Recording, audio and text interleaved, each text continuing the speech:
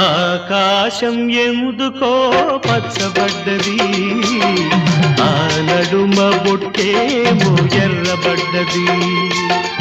ఆకాశం ఎందుకో పచ్చబడ్డది, ఆ నడుమ బొట్టేమో ఎర్రబడ్డది. వీచే గాలుల తాకిడి, సాగే గువ్వల అలజడి, రమ్మని పిలిచే పైబడి.